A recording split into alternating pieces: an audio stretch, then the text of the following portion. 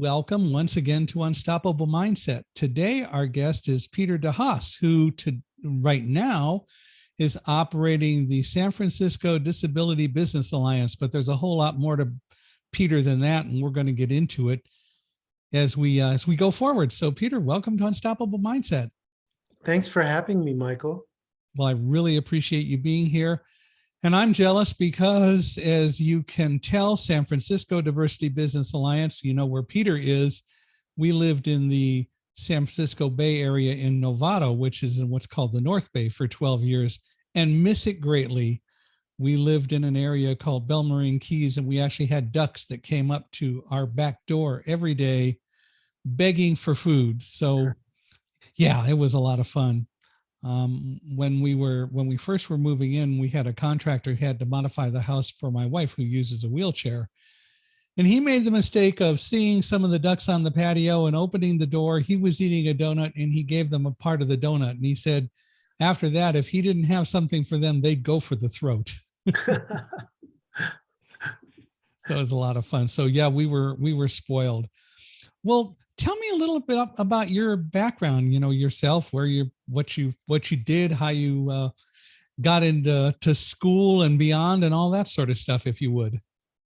Well, I started out, I was born and raised in Pennsylvania on the East Coast and lived for several years in Connecticut as well until I started making my way west. I come from a family of educators and builders.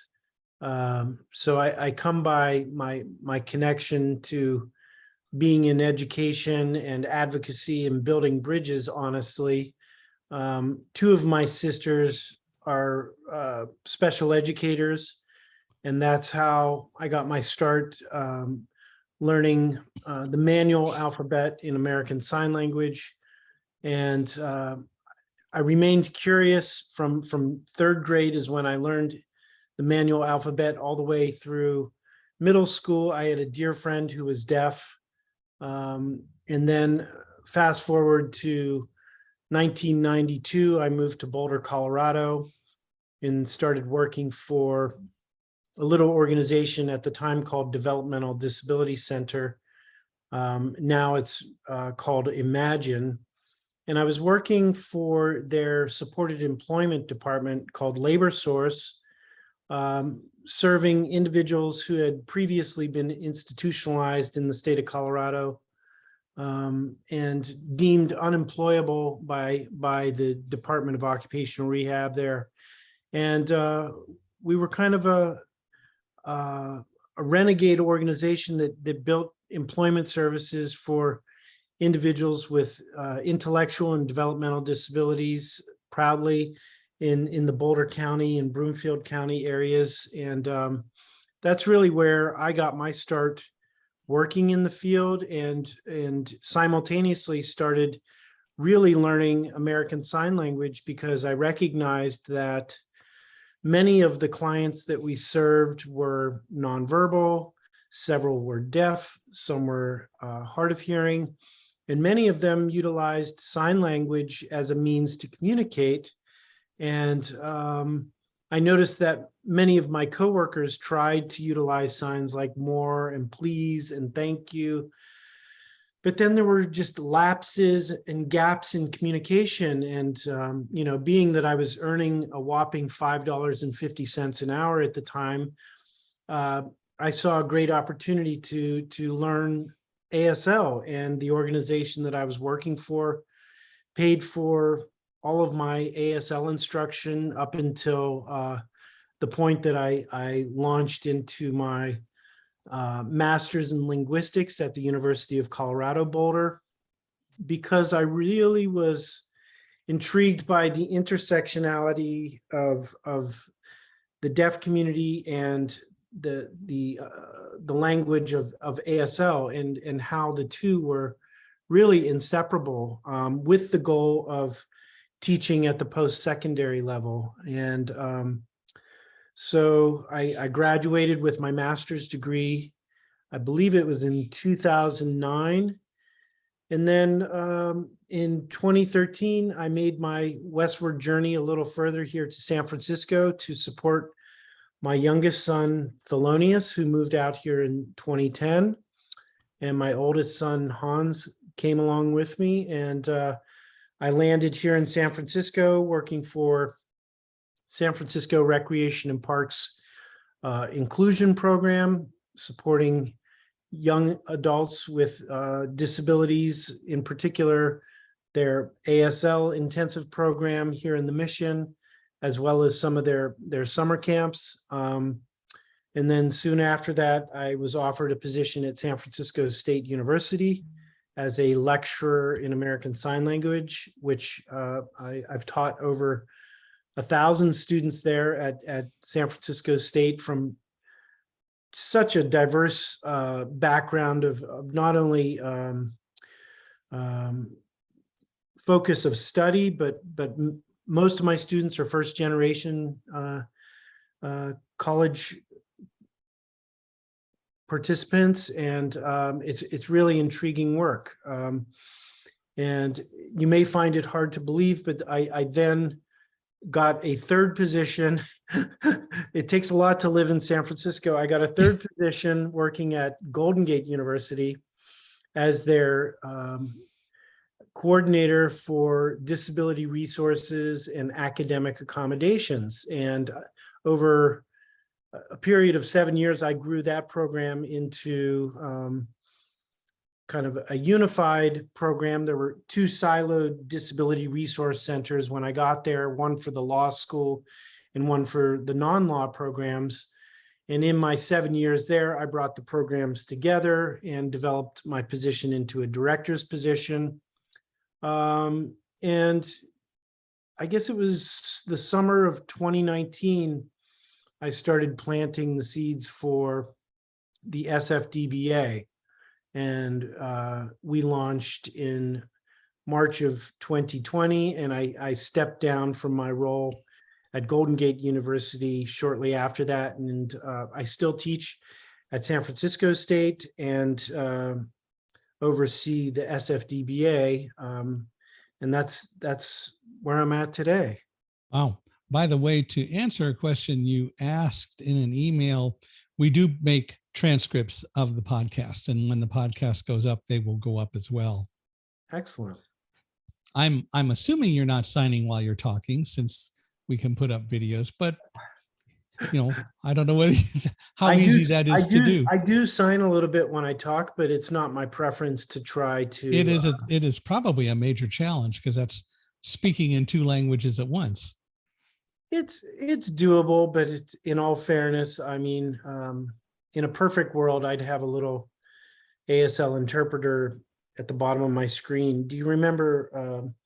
I remember as a kid, on Sundays there would be certain evangelists on television, and they would always have an ASL interpreter signing in the bottom left-hand corner of the screen. And that was in the 1970s, and I'm thinking, why can't we do that again? It was doable then. Why can't, and I'm sure that they paid for it. It was privately paid for. It wasn't provided by the network or anything. So we know where that goes. But well, I turned it off mainly because we're still going to have the conversation, and it will fix it. But I use a service called otter.ai, and what Otter does is real-time recording and transcription of conversations.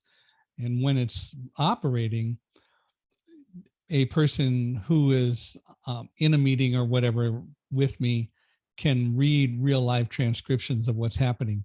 But what we do is just provide the transcription, because we'll go through and clean it up before we put the podcast up. So it goes out as a really high-end transcription.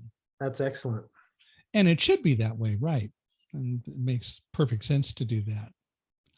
Well, for you, you started the SFDBA and are dealing with a lot of obviously different kinds of people. So kind of what made you decide that this was something worth beginning, and how did you really get to the point of starting it? Great question. Well, as you know, San Francisco is a place that really prides itself on being innovative, diverse. There's lots of venture capital here, and people are well educated, and there's lots of opportunities for networking after hours. And I found myself getting more and more involved with the Chamber of Commerce here and other nonprofits, and going to a lot of after hours events. And I would tell people what I do. At the time I was at Golden Gate and teaching ASL, and people were intrigued by the work that I do, but systematically it seemed like disability was excluded from just about every conversation that I was having with people relating to diversity, Mm-hmm. equity, and inclusion, and that bothered me. However, I took that I was just kind of baffled, to be honest with you, and I took that kind of baffled feeling and transformed it into something that I'm passionate about. I said, this is a place of opportunity and it welcomes innovation and creativity. I'm a very creative person. I'm also a musician, an artist.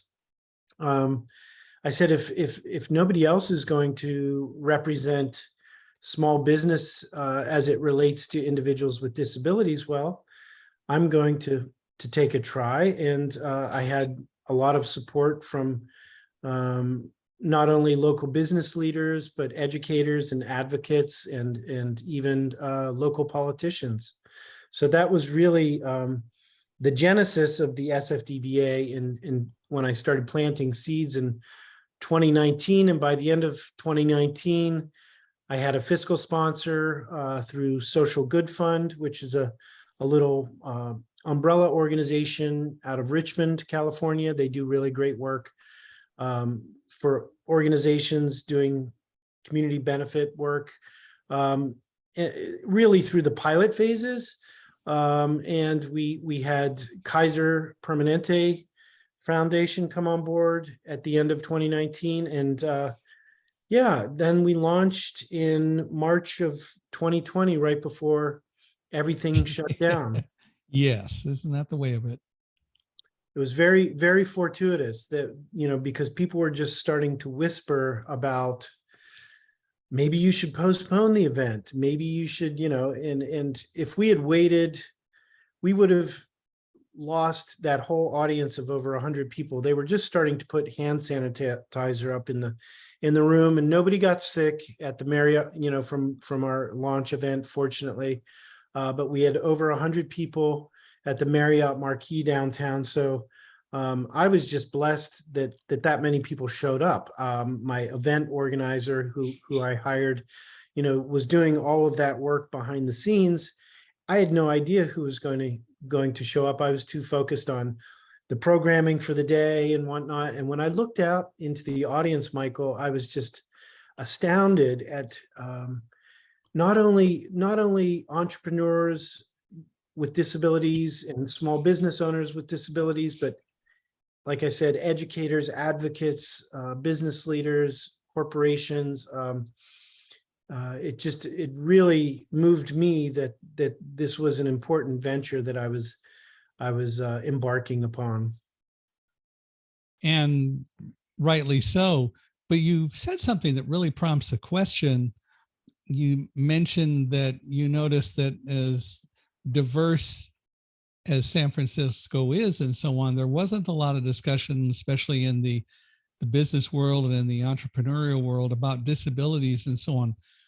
Even though San Francisco clearly is an incredibly inclusive city in a lot of ways, why do you think that is, that disabilities weren't really part of the mainstream?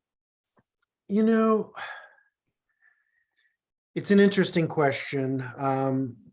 I don't know that I want to go too far down that rabbit hole, but I posit that there's still a lot of fear and a lot of shame around disability. And I've come in contact with that before. When I first started working with individuals with developmental disabilities, and I was very young. I used to take offense to people staring at the people that I worked with. Many times after we would work on one of our supported employment contracts, we would maybe go have lunch on the Pearl Street Mall in Boulder, and people would stare. And I took offense to that when I was young. But as I matured, I realized that not everybody had the upbringing that I did. Not only, surviving some disabilities that I had early on when I was born, that I outgrew, fortunately. But having the exposure at such an early age to individuals that my sisters were working with who had disabilities, and so I had that luxury of being kind of matriculated into that community early on. So for me, it was no different than any other community that I've been a part of in my lifetime. And I think that there's just a lot of maybe education that still needs to occur. And, sometimes, as you know, Michael, it's about money, and people don't want to, or they don't know how to develop a budget, a line item in their budget to provide the appropriate accommodations. So there's that fear of the unknown, I think. I could be wrong. I agree with you, though. I think it is largely about fear. I think we fear what we don't know, and we fear things that are different than us. And unfortunately, especially with visible disabilities, people tend to really fear it because they don't understand it, and they haven't been taught, which is exactly what you're pointing out. And the other part about it is that until someone really starts to drive the conversation, the fear isn't going to go away. I think people don't hate persons with disabilities. I think that I suppose you can look at it in several ways. And in one sense, we haven't been as visible, and maybe we're not elevated to the point where people hate persons with disabilities like they seem to do race things and so on. But I think mainly it's fear, and that people just don't know. And there's fear on both sides of the equation. Yes. The elephant in the room. We know that disability discrimination has occurred over the years, and there are specific laws in place that protect individuals with disabilities. In a lot of regards, I see the disability community as kind of the last frontier in terms of coming out, as it were, right, in celebrating their disability. I spoke with a young entrepreneur last week who found her way to SFDBA just through the internet, and we met in person, post-COVID. It was so exciting, and she was just thrilled to share her story with me in a way that she could readily self-identify and not have to worry about being excluded or shamed. And this is somebody who went to Stanford University and faced, and I'm not trying to bash Stanford, because again, there's a steep learning curve, and everybody's doing their best to try to get educated as to how to do the right thing. But she faced certain opposition in her program at Stanford when she was trying to navigate how to get accommodations. And there's plenty of work to be done. So again, I'm not trying to bash anybody, but that's the gift that I share to the world, is to help people solve problems and come up with creative solutions. We had a student matriculate in at Golden Gate University when I was there, who was deaf, and she had gone to just about every other private university in the Bay Area, and they had told her that they were not equipped, or they did not have the funding to provide ASL interpreters for her pursuit. She came to me at Golden Gate University, and I was excited as soon as she landed on my doorstep. Obviously I have a very close affinity to the deaf community, but it could have been any disability type, honestly. But when she came and she said, "Peter, would you be able to provide ASL interpreters for my HR cohort program?" I said, you betcha, we'll figure out a way. And of course, there were some people scratching their head on the other side, like, how are we going to do this? We created a budget. We developed a partnership with Department of Occupational Rehab. She already had a case with occupational rehab. We met them halfway. We paid 50%. DOR paid 50%, and they were quite shocked. DOR turned to us and said, we've never had a university pay 50%. And I said, well, we're doing it because it's the best practice and it's the right thing to do. And that's really, a broader part of my mission, Michael, is helping institutions develop best practices. It's not the specific mission of the SFDBA per se, but it comes with, it's a benefit that people get in associating with the SFDBA, is that I believe that we're on the cusp of a giant wave, and that working for accessiBe, I think that this is just kind of, we're just at the tipping point where people are starting to recognize, oh yeah, we are having more conversations now about disability inclusion. And I'm like, Shamalahaya, this is the time. Now is the time.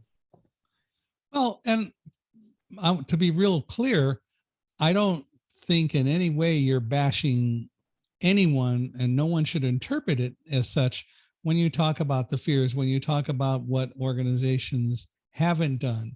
It isn't really so much a question anymore, I think, of what organizations haven't done. It's more important to explore, what are you going to do? Do you recognize there is an issue, and are you willing to explore addressing it, which is what you did with the young lady who was deaf. And it's something that we should all do. What we haven't yet really gotten to the point of recognizing is providing reasonable accommodations should just be considered part of the cost of doing business. Yep. Just like providing computers, providing lights for all of you light dependent people who don't get around in the dark. We pity you. Or coffee machines or whatever. The fact is, providing and having the ability to provide reasonable accommodations ought to be part of the cost of doing business. And so, yeah, it does get down to a budgetary issue and being aware and putting it in right from the outset. True that.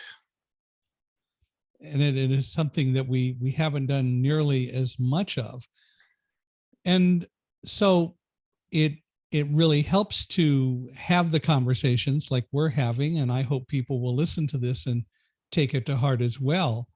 But we do face still a situation where persons with disabilities are in an environment where the unemployment rate among employable people is in the 60 to 70% range. And it's not because people can't do the work. It's that others who are different than we don't think we can do the work. Correct.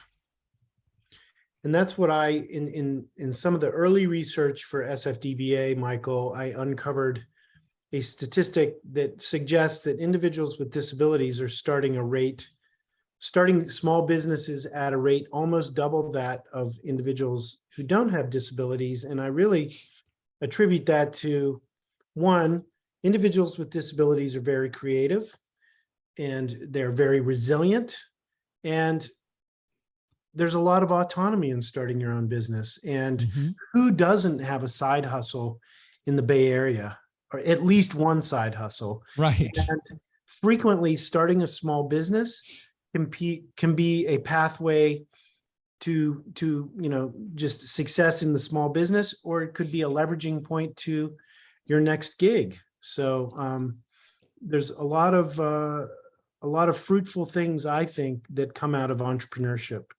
Why do you think that so many people, though, are starting it? What's caused them to take that path as opposed to other things they could do? Well, again, even if you have one job here in San Francisco, it likely doesn't pay the rent. Right. So I attribute it largely to, the need to survive.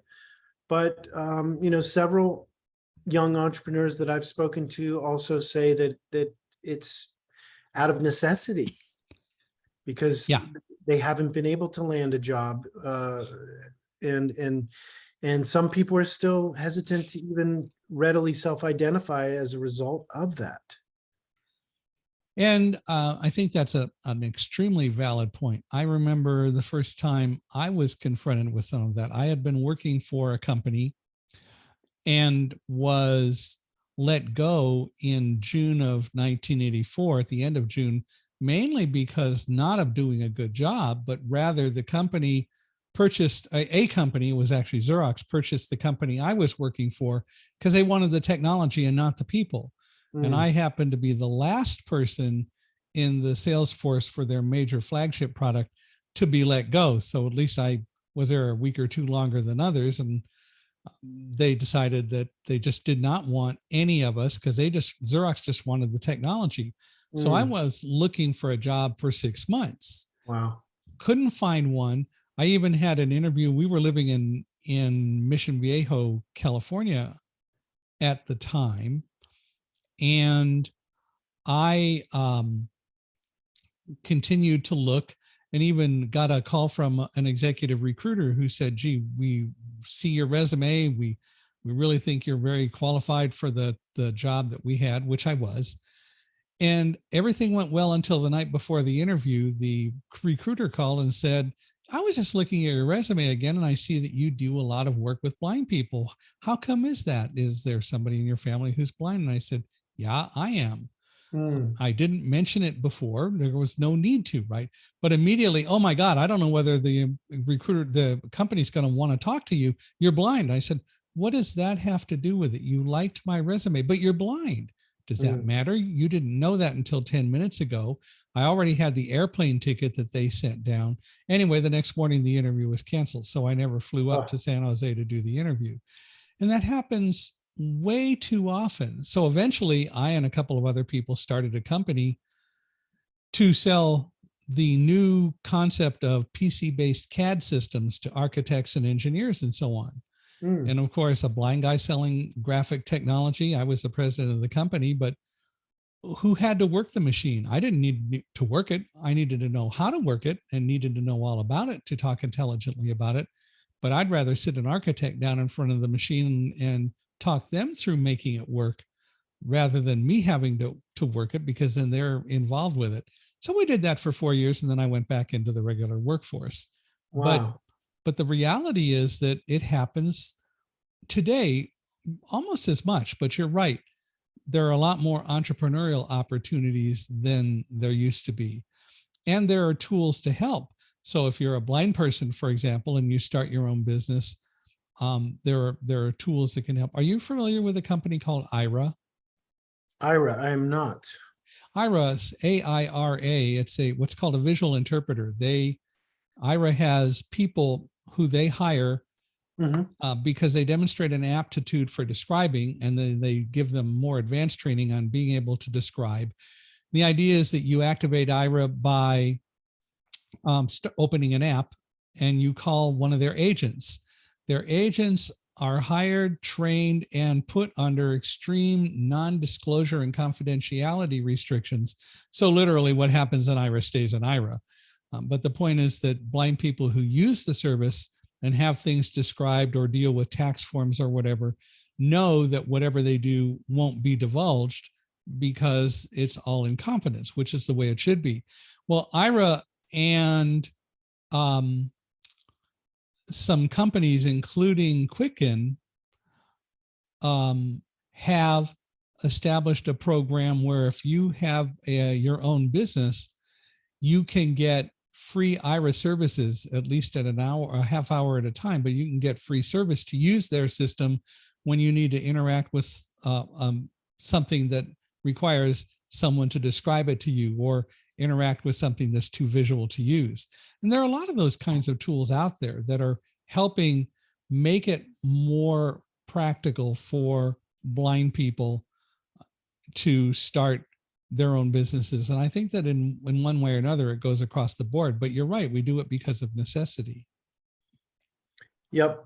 One of the partners that in addition to accessiBe that we've developed a partnership with is a company called Ava, AVA that was launched by two graduates of UC Berkeley, and it provides captioning for Zoom calls and other applications that way. So that's a very unique partnership that we've developed. Well, that's, it's pretty cool. How's accessiBe worked out for you guys? I have to ask, of course, don't I? Well, I still have a few organizations that I need to follow up with. I've told a lot of my partners about it, and it's still I say we're on the cusp of a wave, but people are still not biting full-heartedly. For me, I'm Right. excited about it. And the fact that Judith Heumann gets behind it, and I can show people that widget. Just yesterday I was meeting with somebody, and she was talking about the advances of technology as it relates to accessibility, and I just noticed that she had our website open, and I said, you see that widget there?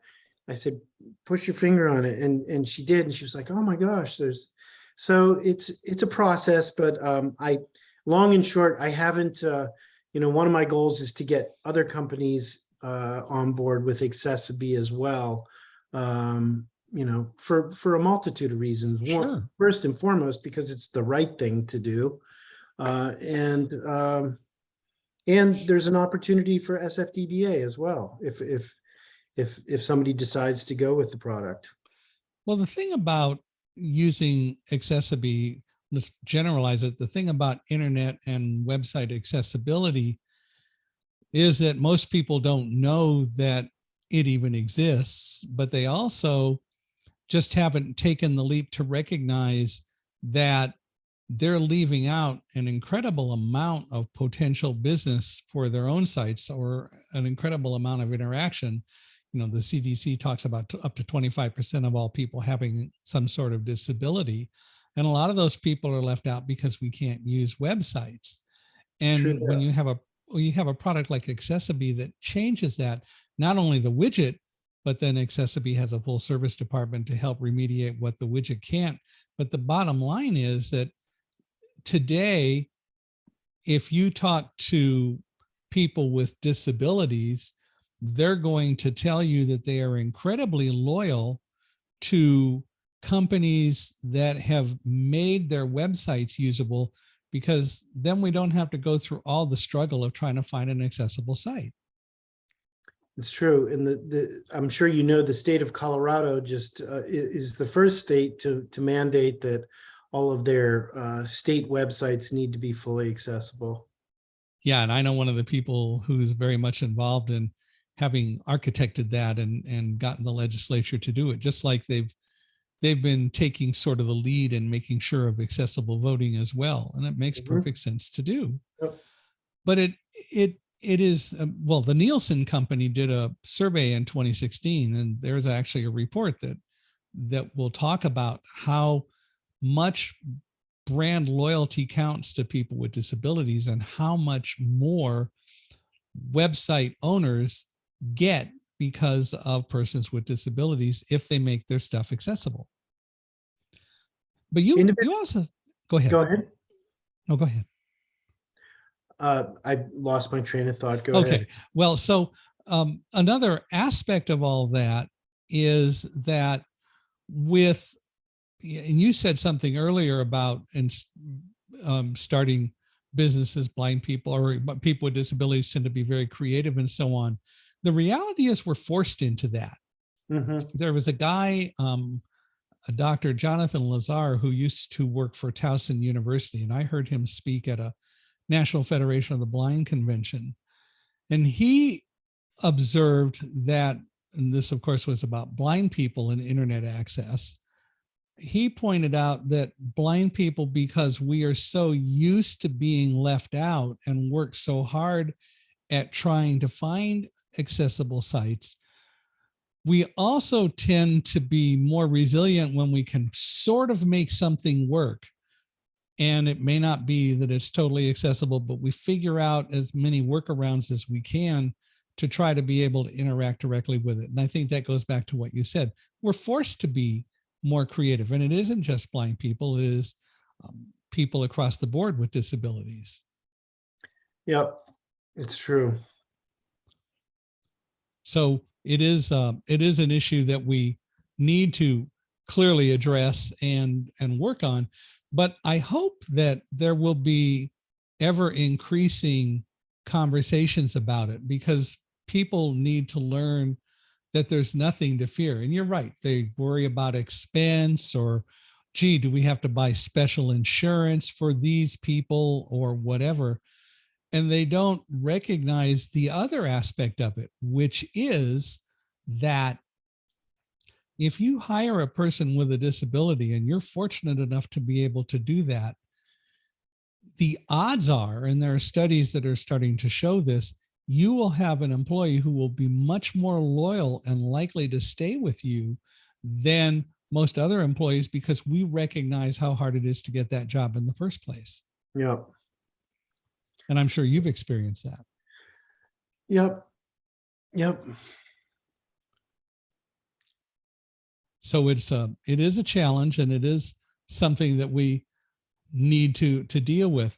Well, so having started the Diversity Business Alliance and so on, what kind of an impact are you starting to see in the Bay Area? How much has it been? It's the San Francisco Disability Business Alliance. Disability Business Alliance. I'm sorry, I don't talk good. That's okay. But I just wanted to clarify for our no, listeners. you're right. You're right. So how's the impact been in terms of overall what you've been able to accomplish, and what have you been able to measure? Well, as I said, we launched in March of 2020. So everything shut down literally a week or two. I think it was a week or two later. And I got a text from one of my keynote speakers, and he said, Peter, you better get ready, because small businesses are going to need you more than ever. And sure enough, we started consulting with businesses on how to access PPP, reorganizing their staffing patterns, creating resources in tandem with the SBA and getting those up online. So it really changed our focus. So our impact through the pandemic was really continuing to help businesses through this unprecedented time, but then continuing conversations with future entrepreneurs who were curious about how to start a small business. So we launched our future entrepreneur training program, and we've seen a lot of, interestingly enough, a lot of women of color are with disabilities participating in our programs. And I can't say why that demographic specifically has been so high, but it's been quite fascinating for me. So we've had that educational piece. We've created several mentoring opportunities, connecting entrepreneurs with members of the broader business community to get some mentoring. Just an example of that, we had a young African-American who grew up here in the Bayview district of San Francisco, who is recently just got his real estate broker's license, and he wants to be investing in properties. And this is the youngest of, I believe, 11 children, and connected him with a successful investor here, and he's well on his way. We've also worked with a film student from SF State and connected him with one of the producers of Crip Camp, which I'm sure that you've experienced. So really building bridges and helping individuals get connected to not only educational opportunities, but mentoring opportunities, helping individuals get access to capital. Early on, we got contacted by the state of California regarding small business certification. So we've been in conversation with the state of California over the past couple of years, as well as many entities here in the Bay Area about how they can diversify their supply chain by hiring individuals with disabilities. So, but as you know, getting a small business certified is no small feat. So we're working with UC Berkeley now. They have a program there that helps get small businesses certified, and I'm very excited about that. And we have our second annual Bay Area Disability Entrepreneurship Week coming up in October, which runs in tandem with National Disability Employment Awareness Month. And we're going to have interactive panels, which will be online. And then we will have, we're going to visit several businesses here in the city, as well as have a networking event. And we're going to have one of our future entrepreneur trainings, hopefully in concert with one of the Bay Area leaders in entrepreneurship as well. It's early, of course, to a large degree, because you're only operating the Disability Business Alliance for 3 years. But are you seeing, how do I ask this, more successes than failures? Do you see that it is really taking off, and that if you were to compare it with people outside of what you're doing who start businesses, then maybe you're seeing more success because you're able to provide more proactive mentoring and so on? It's been, I feel like I recognized early on, as I said at the launch, that there's certainly a there. And with every conversation that I have, Michael, I recognize that the importance of what we're doing. It's unprecedented. I've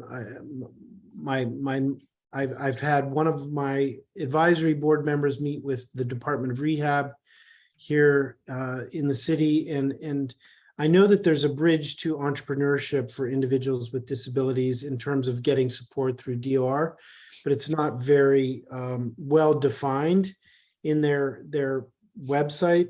If you're blind, there's a specific program for entrepreneurship, but beyond that, so I see a lot of potential. I would say the success is in the contacts that I make, that people are coming out of the woodwork in the community that we are building. We are at a tipping point with our capacity building, where we are currently working with an attorney to get our own 501c3 status and build real capacity. I'd like to hire somebody within the next year.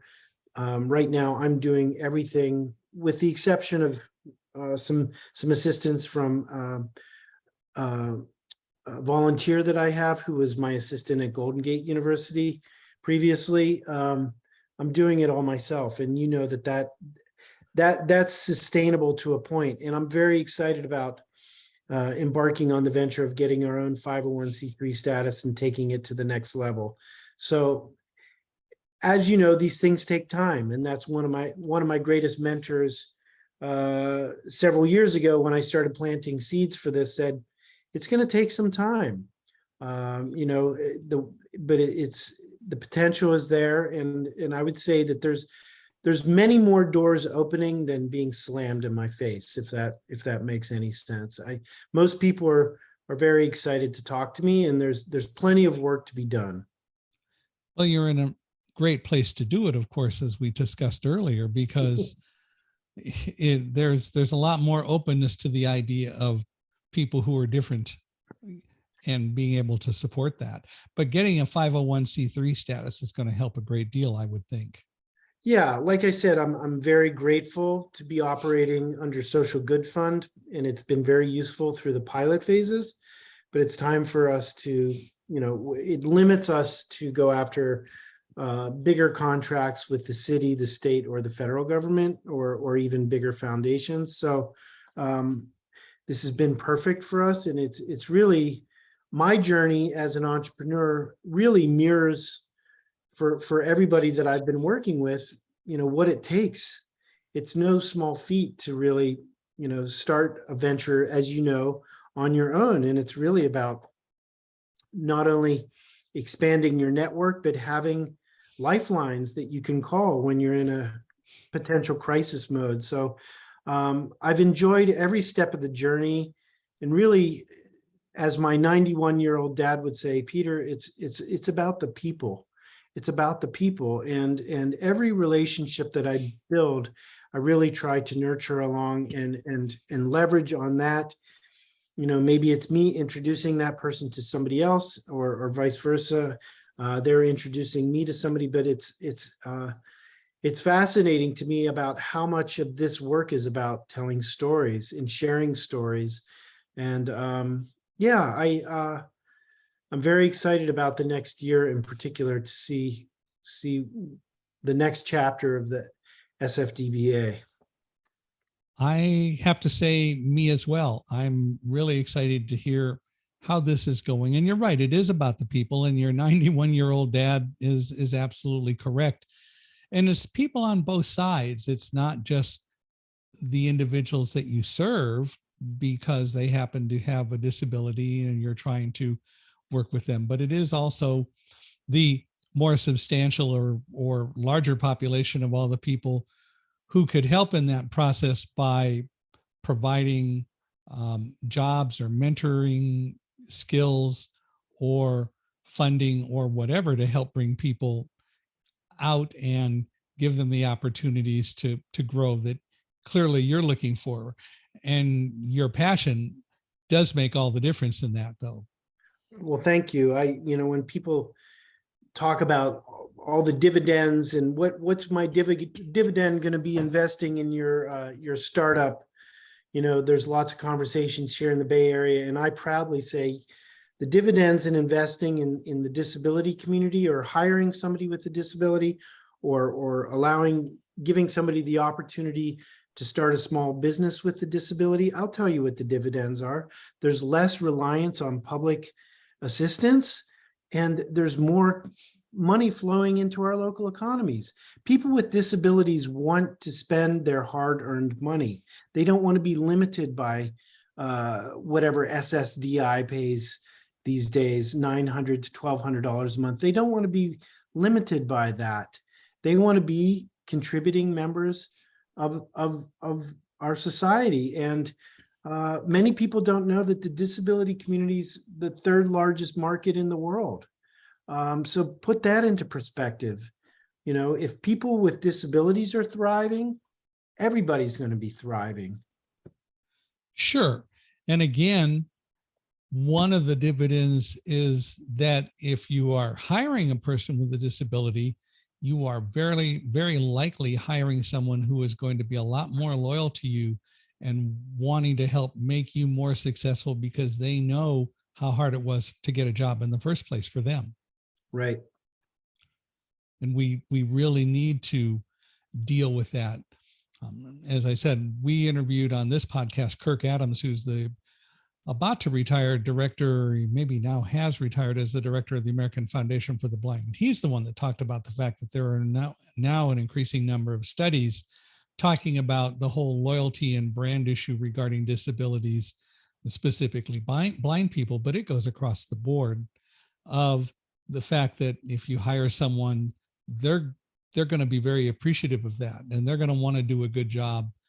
And that spiral can only go up because the better job they do, the more successful you are, and the more successful you are, the better their job will be and the happier everyone is.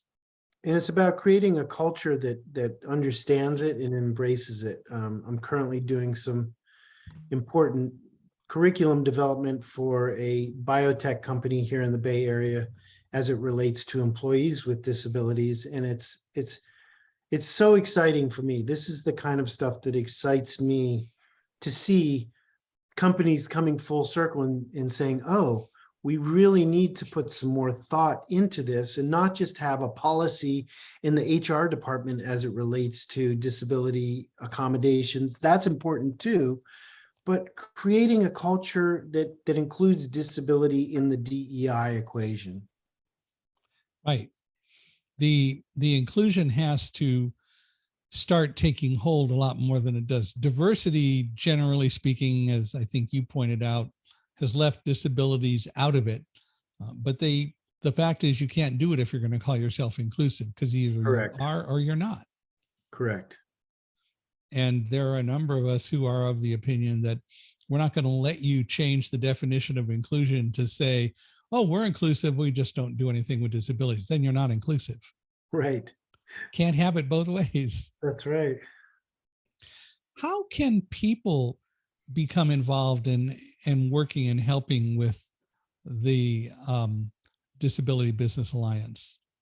Well, they can go to our website at www.sfdba.org and contact us there if they'd like to make a contribution there, if they'd like to volunteer, or at some point we're going to be, like I said, building capacity. I'm excited about the potential of hiring somebody to start, and over time hiring several people. So get in touch with us, and we'd love to have a conversation. I hope that people will really be excited about it and be excited to help. Obviously, anyone listening to this, especially in the San Francisco area, that is now willing to explore hiring persons and so on, should get in touch with you. Yes. They can do all of that through the website? They can get in touch with us through the website. But in terms of me, I mean, if they set up time to chat with me, I'd be happy to chat with anybody about developing strategies around hiring individuals with disabilities as well, or figuring out how to make their business more inclusive. If they want to set up time to chat with you, how do they do that? They can email at info@sfdba.org and just make a query that way. And odds are you're going to see it because you're the main guy doing it all, right? Yep. Yeah. My volunteer gets those emails and she forwards them to me immediately. Well, I hope that people will do that and that we can help make the program successful, and even more so. And if there's anything at any time that I can do, and anything that I can do to help bring resources to assist you, needless to say, excited to do that as well. Michael, it's always a pleasure chatting with you. I learn something new every time that I talk with you, and I don't see our conversation stopping here. Hope not, by no means. There's always more to talk about. Well, Peter, again, thank you very much for being here. And I hope people will reach out. Go to www.sfdba.org and reach out to Peter, info@sfdba.org. We'd like to hear from you. I'd love to hear your thoughts about this podcast. So feel free to email me at michaelhi@accessiBe, accessibe.com. And you're also welcome to go to www.michaelhingson.com/podcast. Michael Hingson is MICHAELHINGSON/podcast. And wherever you're listening to this, please give us a 5-star rating. But most of all, whether you're in the San Francisco area or not, reach out to Peter. He would love to hear from you. And I'm sure there are ways that we can help establish more relationships outside San Francisco, because what Peter is doing is going to have to expand anyway, right? Yes. Sky's the limit. My goal is to brand SFDBA or an organization like SFDBA in Colorado. Next, I did some of my work that I didn't mention in this podcast was with the Colorado Cross Disability Coalition, one of the nation's leaders in disability accessibility kind of related topics, and one of my greatest mentors, Julie Riskin, is at the helm there at CCDC. And when I told her I was launching SFDBA, she said, Peter, we need something like this in Denver. So I promised her once I got my footing here that I would try to establish something in Colorado as well. But yeah, I'm excited about the possibility of one day growing beyond the Bay Area. Got to start somewhere, though. That's right. Well, Peter, again, thanks for being here. And I want to thank everyone who is listening. I want to thank you for listening to us and putting up with us for an hour, but please reach out to Peter. We really appreciate it. And we'll probably have another podcast where we get to talk more about all the progress that Peter is making. So again, Peter, thanks very much for being here. Thank you, Michael.